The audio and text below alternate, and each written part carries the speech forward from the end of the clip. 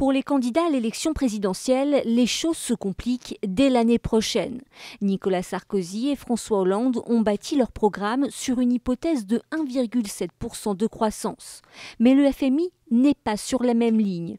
Pour 2013, il table sur 1% de croissance, 0,7 points en moins, c'est 7 milliards d'euros à trouver et mettre en place des mesures d'austérité.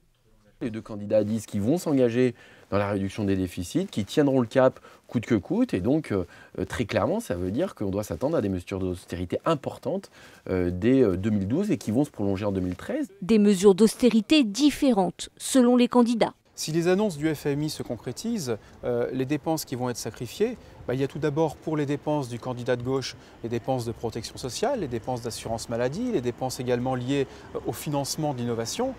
Et pour le candidat de droite, ce seront des dépenses qui seront davantage axées, orientées vers le monde de l'entreprise et notamment les dépenses de crédit d'impôt recherche. Des mesures d'austérité qui devraient se prolonger puisque les deux candidats tablent sur une croissance minimum de 2% à compter de 2014.